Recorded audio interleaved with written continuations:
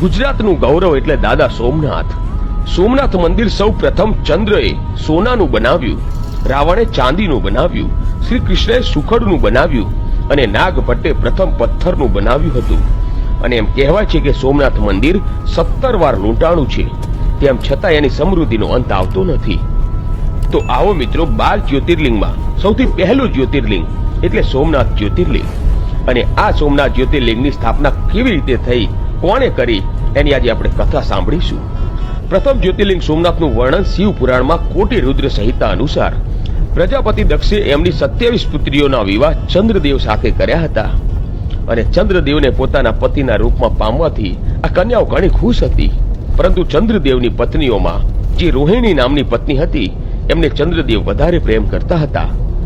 અને એના કારણે બીજી પત્નીઓ દુખી રહેવા લાગી. અને એક દિવસ બધી પોતાના પિતા પ્રજાપતિ દક્ષની પાસે ગઈ અને એમને બધી વાત કરી. અને પોતાની પુત્રીઓની આવી વાત સાંભળી પ્રજાપતિ દક્ષ ઘણા દુખી થયા.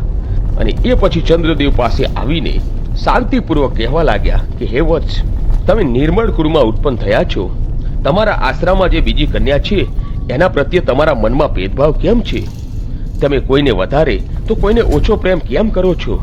અત્યાર સુધી જે કર્યું એ કર્યું, હવે પછી તમારે આવો ભેદભાવ ન કરવો જોઈએ, કેમ કે એની સજા નર્ક બતાવવામાં આવી છે.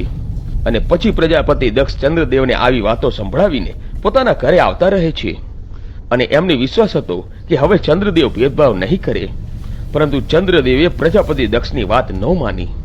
અને ચંદ્રદેવ રોહિણીના પ્રેમમાં એટલા ખોવાઈ ગયા કે બીજી પત્નીઓનો આદર પણ ન કર્યો. અને પછી આ વાત સાંભળીને ફરીવાર પ્રજાપતિ દક્ષ દુખી થયા અને ચંદ્રદેવ પાસે આવ્યા અને કહેવા લાગ્યા કે હે વત્સ, કે હું પહેલા પણ તને ઘણીવાર પ્રાર્થના કરી ચૂક્યો છું, તો પણ તે મારી વાત નથી માની. એટલા માટે હું આજે તને શ્રાપ આપું છું કે તને ક્ષય રોગ થઈ જાય. અને તરત જ ચંદ્રદેવ ક્ષણવારમાં ક્ષય રોગથી પીડિત થઈ ગયા. અને એમના ક્ષય થવાથી ત્રણેય લોકમાં હાહાકાર મચી ગયો.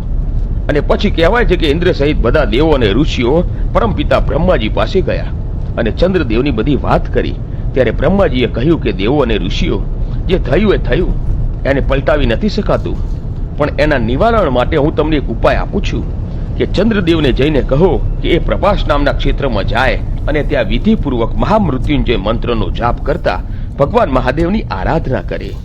અને એમની સામે શિવલિંગની સ્થાપના કરી ચંદ્રદેવ આ નિત્ય તપસ્યા કરે. અને એમની તપસ્યાથી પ્રસન્ન થઈ મહાદેવ એમને ક્ષય રહિત કરી દેશે. અને પછી દેવો અને ઋષિઓના કહેવાથી ચંદ્રએ ત્યાં 6 મહિના સુધી નિરંતર તપસ્યા કરી. અને પછી એક દિવસ ભક્ત વત્સલ્ય ભગવાન શિવ પ્રગટ થયા અને કહ્યું કે હે વત્સ, માંગ, તારી જે વરદાન જોઈએ તે માંગ. પછી મહાદેવની વાત સાંભળીને ચંદ્રદેવે પ્રણામ કર્યા અને કહ્યું કે હે મહાદેવ, કે જો તમે મારાથી પ્રસન્ન થયા છો તો મારા શરીરમાં ક્ષય રોગનું નિવારણ કરો અને મારાથી જે અપરાધ થયો છે એને ક્ષમા કરો. અને ત્યારે ભગવાન શિવે ચંદ્રદેવને કહ્યું કે હે વત્સ, એક પક્ષમાં તમારી કલા પ્રતિદિન ક્ષીણ થતી જશે અને બીજા પક્ષમાં તમારી કલા નિરંતર વધતી રહેશે. અને આમ ભગવાને ક્ષય મુક્ત કર્યા. અને ચંદ્રદેવે ભગવાન શિવની સ્તુતિ કરી. અને ચંદ્રદેવની સ્તુતિથી પ્રસન્ન થઈને ભગવાને નિરાકાર રૂપમાંથી સાકાર રૂપમાં પ્રગટ થયા, અર્થાત લિંગના સ્વરૂપમાં પ્રગટ થઈ અને સોમેશ્વર કહેવાયા. અને સોમનાથ જ્યોતિર્લિંગના નામથી ત્રણેય લોકમાં પ્રખ્યાત થયા. એવું માનવામાં આવે છે કે જે પણ ભક્ત સોમનાથ જઈ અને ભક્તિપૂર્વક શિવના દર્શન કરે તો તે ક્ષય અને કોઢ વગેરે જેવા રોગોથી મુક્ત થાય છે.